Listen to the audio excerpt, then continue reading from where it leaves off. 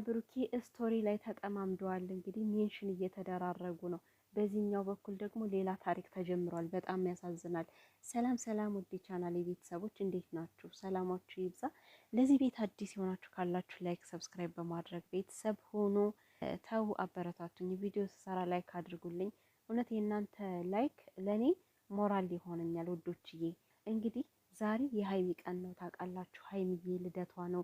ፏ ብልጭ ብላ በጧቱ መታለችና ሀይሚዬ ቆንጆ ሃፒ በርዝዴይ፣ እንኳን ተወለድሽልን፣ መልካም ዘመን ይሁንልሽ፣ ቀሪ ዘመንሽ የተባረከ ይሁን ውድዬ ማለት ነውና በጣም አምሮብሻል። ልዩ ጨረቃ ፏ ድምቅ ብለሻል ቆንጅዬ።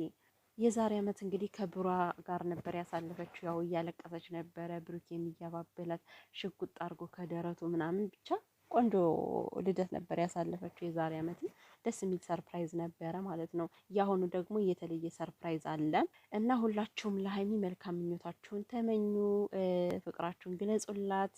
ግን ማለት ነው በጣም እያዘንኩ ነው እግዚአብሔርን። እንደው በዛሬ ቀን እንኳን በሰላም እቺ ቀን እንድታልፍ አትፈልጉም ማለት ነው። ምን ጉድ ነው ግን? ምን ጉድ ነው? እንዲህ የቋጡን የባጡን የሚያስበረብራችሁ ሰዎች ግን በሰላም ነው? እንደሆነ ዩቲዩበሮች ተውት በቃ ውዶቼ። ለራሳቸው ጥቅም ነው እንደዚህ የሚሆኑት፣ ወደው እንዳይመስላችሁ። አይ ዶንት ኬር። እኔ ዩቲዩበር ስለሆንኩ ምናምን መደበቅ ምናምን የሚባል ነገር የለም። ማንኛውም ዩቲዩበር ለራሱ ለጥቅሙ ነው የሚሰራው። እሺ ውዶች። ነገር ግን ማለት ነው ትናንትና ሀይሚ በተናገረችው ቪዲዮ ላይ ያው እኔና ብሩኬ ምንም ነገር የለንም፣ ምንም የፍቅር ስሜት አልተፈጠረብንም። እንዴት በአንድ ቀን በሁለት ቀን እንዴት ፍቅር ሊይዝ ቻለ? ከኔ በፊት ነው ወይ የምታውቃት? ወይንስ ይሄማ መገኛ ነው ፍቅር አይደለም እያለች ነበረ። አንድ ነገር ማወቅ ያለባችሁ ነገር በመጀመሪያ ደረጃ በፍቅር ያልተሳሰበ ሰው እስከዚህ ድረስ አይቆይም። ሲጀመር የሀይሚና የብሩኬ ግንኙነት እንዲህ የተጣበቀ ነው። ገባችሁ?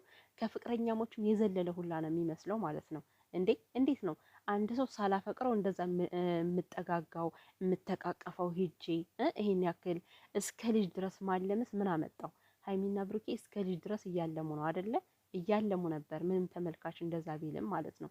እና የፍቅር ስሜት ከሌለ እንዴት ነው ይሄን ያክል ተስፋ የሚኖረን ከአንድ ሰው ጋር? ይሄ እናንተ ደግሞ የምትሉት ሀይሚ እንዳለችው የፍቅር ስሜት የለም አልተፈጠረም በእኔና በኩል ብላለች። ስለዚህ ብሩኬ አይወዳትም። ሀይሚን የሚፈልጋት ለጥቅም ነው። እረ በፈጠራችሁ ተውተው። አንዳንዴ ፈጣራችሁን ፍሩ። የምሬን ነው የምላችሁ። የሰው ልብ ምን እንደሚያስብ ምንም አታውቁም። ብሩኬ ማለት ከሴት የተወለደ ልጅ ነው። እናቱ ሴት ነች፣ ወንድ አይደለችም መቼም አይደለም። እናቱ እንዴት መከራዋን አይታ እንዳሳደገችው እያወቀ እንዴት ነው በሴት ልጅ ሞራል ላይ ሊረማመድ የሚችለው? እንዴት ነው የምታስቡት? በፍጹም እናንተ እንዳሰባችሁት አይደለም። ብሩኬ የፈለገው ሀይሚ በቃ ትንሽ ከፍ ማለት አለባት። ከዚህ በፊት ኢንተርቪው ላይ ሰምታችሁት ከሆነ ምንድን ነው ያለው? የፍቅር ስሜት ውስጥ እንድትገባ አልፈልግም ማለት የፍቅር ስሜት ውስጥ ከገባች ብዙ ነገር ይበላሻሉ። ትኩረቷ የሚሆነው ከፍቅር ላይ ነው። ሀይሚ ትንሽ ከፍ እንድትል ይፈልጋል። ትንሽ ማደግ እንድታድግለት ነው የሚፈልገው እንጂ ሀይሚን በፍጹም ጥቅም የሚባል ነገር የለም። በጥቅም አይደለም ሀይሚን የሚቀርባት። በጣም ነው የሚወዳት፣ በጣም ነው የሚያፈቅራት። ሲጀመር የፍቅር ስሜት ከሌለው ለምንድን ነው ከዳኒ ጋር ስትሆን የሚናደደው? ለምንድን ነው እሷን ለማስቀናት ብሎ ሴት ይዞ የሚመጣው? ሲቀጥል ሀይሚስ ብትሆን ፍቅር ከሌለባት ምን አናደዳት? ከፈለገው ጋር ሴት እኮ መስራት ይችላል ብሩኬ እና የፍቅር ስሜት ከሌለባቸው ሁለታቸውም ንዴት ላይ አይደርሱም ነበረ። ከፈለገው ጋር መስራት ይችላሉ፣ እንደፈለገ መሳሳም ይችላሉ ከፈለገው ጋር። ምክንያቱም እነሱ ጓደኛ እስከሆኑ ድረስ በመካከላቸው ቅናት የሚባል ነገር አይፈጠርም። እነዚህ ልጆች ከሌላ ጋር ሲሆኑ ሁለታቸውም ቅናት አለባቸው።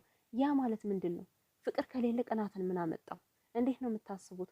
አመት በሙሉ ብሩኬን እየተጠቀመባት ነው ስትሉ ትንሽ ኧረ በስመ አብ። እኔ በጣም ነው የማዝነው እውነት። አንዳንዴ ጭንቅላታችን ያመረተውን ሁሉ ማውራት የለብንም። እንደዚህ ብለን ወተን እያወራን ሌላው ሰው ራሱ ጭንቅላቱ እንዲመረዝ ማድረግ ይሄ ራሱ ትልቅ ስህተት ነው። እና ሀይሚን ብትሆኚ ብሩኬን ለፍቅር ባታስቢ ኑሮ በዚህ ደረጃ አትቀርቢውም። ብሩኬን ቢሆን ሀይሚን አሁን እናንተ እያላችሁ ያላችሁት የሆነ በቃ ሌላ ወንድ ሲመጣ ለምንድን ነው ቆፍጠን ብሎ ፍቅረኛ ነች ብሎ የማይከላከል ትላላችሁና ይሄ ፍቅረኛ ናት የሚለው ነገር ወደ ውጭ እንዲወጣ ስላልፈለገ ይሆናል። እና ታዲያ ሌላ ወንድ ሲመጣ ብሩኬ ምን ያቃጥለዋል? ሀይሚ እንደፈለገች መሄድ እኮ ትችላለች አይደል? የፍቅር ስሜት ባይኖርበት። ስለዚህ ያልተጻፈ አታነቡ በፈጠራችሁ። ቢያንስ የዛሬ ቀን በሰላም ትረፍ። እኔ በጣም ነው የገረመኝ። በጣም እንዴ! በእርግጥ ከዛሬ በኋላ ብሩኬን ብትሆን ማለት ነው እኔ ለብሩኬ ማስተላለፍ የምፈልገው አንተን ብትሆን ይሄ ሀይሚ ትደግ ገና ናት ምናምን የምትለውን ትተህ በቃ ሀይሚ አሁን የምትፈልገው ከአንተ አንደበት እንዲወጣ የምትፈልገው አፈቅርሻለሁ የሚል ቃል ነው። የአንተ ፍቅረኛ ሆና መታየት ነው የምትፈልገው እኔ እንደተሰማኝ። በቃ በፍቅር ህይወት ውስጥ ካንተ በፍቅር ዓለም ውስጥ ካንተ ህይወት ውስጥ መገኘት ትፈልጋለች። በቃ ሌላኛው ሴትም እንዲያውቀው የምትፈልገው ይሄን ነው ሀይሚ እንጂ መጠላላት ኑሮ አይደለም፣ ሳይፈቃቀሩ ቀርቶ አይደለም። ግን ፍቅሩ ይፋ እንዲወጣ ትፈልጋለች። ብሩኬ ደግሞ ይፋ እንዲወጣ አይፈልግም። ነገሮችን ማዘግየት ይፈልጋል።